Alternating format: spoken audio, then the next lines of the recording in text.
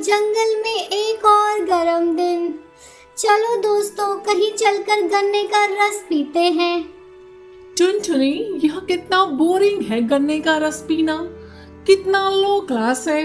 मुझे लगता है हमें कहीं जाकर सोडा पीना चाहिए। हाँ लूसी, तुम ठीक कह रही हो। सोडा पीने से हम कितने कूल लगेंगे। और यदि हमें किसी ने गन्ने का रस पीते देख लिया तो हमारी तो जंगल में बदनामी हो जाएगी।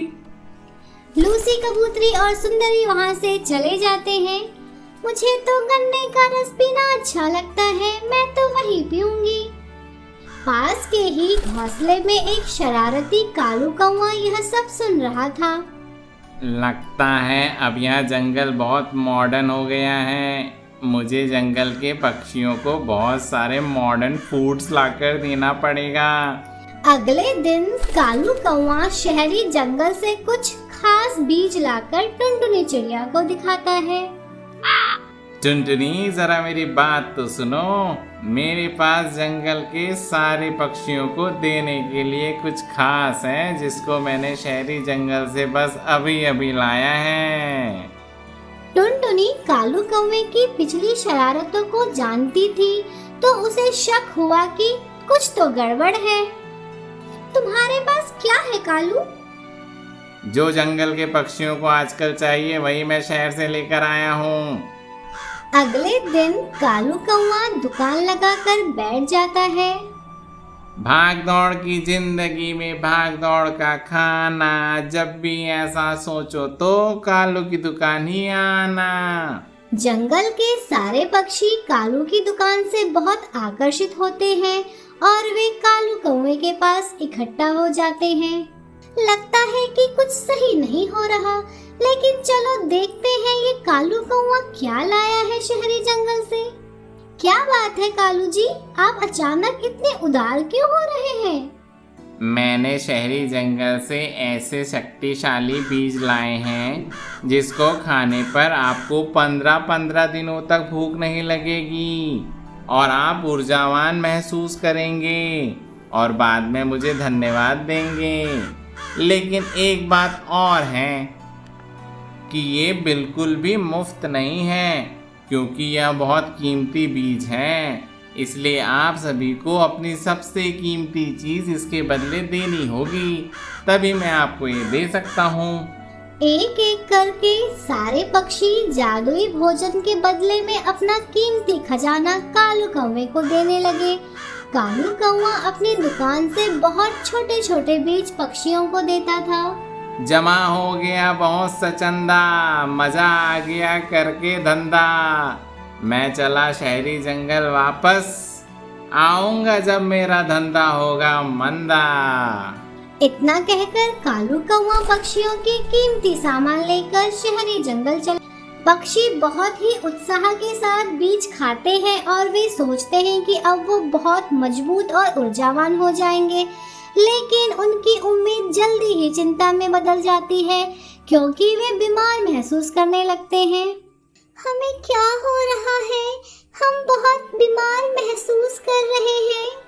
मैंने सोचा था कि यह जादुई भोजन हमारी मदद करेगा, लेकिन ससुरा यह तो हमें और भी बीमार कर रहा है। पक्षियों को एहसास होने लगता है कि उन्हें कालू कौवे ने धोखा दे दिया है और जंगल से गायब हो गया है। टुनटुनी पक्षियों के संकट से चिंतित होकर उनकी मदद के लिए जंगल में इधर उधर घूमने लगती है। जंगल के एक कोने में उसे एक घायल साधु लखा चील दिखाई देता है। मुझे पानी पिला दो ठंडा, मेरे पास है एक जादुई अंडा। मुझे पानी पिला दो ठंडा, मेरे पास है एक जादुई अंडा। टुनटुनी चिड़िया तुरंत लखा चील को पानी पिलाती है। तुमने मुझे पानी पिलाया है ठंडा, अब मैं तुम्हें दूंगा एक जादुई अंडा। लेकिन नहीं करना इस अंडे से गलत काम, नहीं तो चुकाना पड़ेगा बहुत बड़ा दाम। धन्यवाद लखा जी, मैं इस अंडे को बुद्धिमानी से प्रयोग करूंगी। कुछ ही समय बाद उसे एक अच्छी जगह दिखाई देती है और वह जादुई अंडे को उस मिट्टी में लगा देती है। कुछ ही समय बाद जादुई अंडे से पेड़ निकल आते हैं और ढेर सारे अंडे लगे हुए होते हैं। टुनटुनी अंडों को इकट्ठा करती है और उन्हें बीमार पक्षियों में बांट देती है। जैसे ही पक्षी अंडे खाते हैं, एक चमत्कारी परिवर्तन होता है। उनकी ताकत फिर से लौट आती है और उनके पंखों में फिर से चमक आ जाती है। इस प्रकार अंत में टुनटुनी चिड़िया अंडों की खेती करके अपने दोस्त पक्षियों की मदद करती है। मेरा धंधा फिर से हो गया मंदा। अब क्या करेगा ये बंदा? एक घने जंगल में एक सुंदर टुनटुनी चिड़िया रहती थी। वह अपनी मधुर आवाज और जंगल में सभी प्राणियों के प्रति अपनी दयालुता के लिए जानी जाती थी। एक दिन उड़ते हुए टुनटुनी ने एक छोटा सा मैदान देखा, जहां जंगल के पक्षी सुंदरी कौवी का जन्मदिन मना रहे थे। मिठाइयों की सुगंध से टुनटुनी के मुंह में पानी आ गया। टुनटुनी चिड़िया वहां रुक गई। वाह, रसगुल्ले हैं। मुझे रसगुल्ले बहुत अच्छे लगते हैं। अरे ओ बिन बुलाई मेहमान, यह रसगुल्ले केवल अमीर पक्षियों के लिए हैं। तुम जैसी गरीब चिड़िया को यहाँ कुछ नहीं मिलने वाला। अरे ओ चिड़िया, मेरे जन्मदिन की पार्टी का इनविटेशन कार्ड जिन जिन पक्षियों को मिला है वही रसगुल्ले खा सकते हैं, लेकिन मैं तुम पर दया करके तुम्हें एक रसगुल्ला दे देती हूँ। टुनटुनी चिड़िया एक रसगुल्ला लेकर वहाँ से चली जाती है। जब टुनटुनी रसगुल्ला खा रही थी तो उसे काव काव की तेज आवाज सुनाई देती है। वह कोई और नहीं बल्कि बदमाश कालू कौवा था। कालू अपने लालच और दूसरों से चोरी करने की आदत के लिए जाना जाता था। उसने टुनटुनी को मिठाइयाँ खाते हुए देखा और उड़कर उसके पास आ गया। अरे टुनटुनी, तुम क्या खा रही हो? मुझे उस रसगुल्ले में से कुछ दे दो।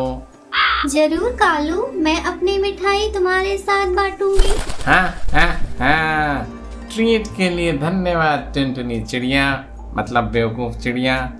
वैसे तुम बहुत अच्छी हो टुनटुनी। Bye bye. मैंने बहुत दिनों से कुछ नहीं खाया था। कालू कौवे ने मेरा रसगुल्ला छीन कर ले गया। अब मुझे भूखा ही सोना पड़ेगा। अगले दिन टुनटुनी चिड़िया फिर से कहीं से रसगुल्ला लाकर खाने का प्रयास करती है, लेकिन वहाँ फिर से कालू कौवा आ गया। अरे टुनटुनी, मुझे पता है कि मैंने पिछले बार गलती की थी, लेकिन मैं वादा करता हूँ कि मैं दोबारा लालची कौवा नहीं बनूंगा।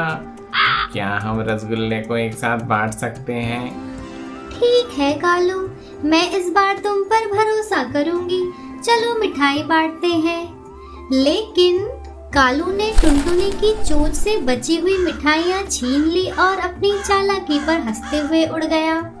टुनटुनी का दिल फिर से एक बार टूट गया और उसने कालू पर फिर कभी भरोसा न करने की कसम खाई।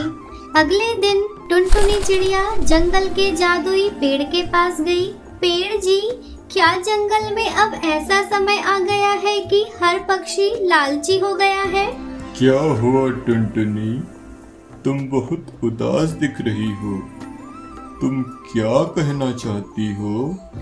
टुनटुनी चिड़िया पेड़ को सारी बात बताती है। यह तो बिल्कुल अच्छी बात नहीं है। जंगल के पक्षियों को इतना लालची होना ठीक नहीं। यह लो, यह एक जादुई रसगुल्ला है। इस रसगुल्ले को तुम जमीन में लगा देना तो वहाँ पर बहुत सारे रसगुल्ले के पेड़ उगाएंगे।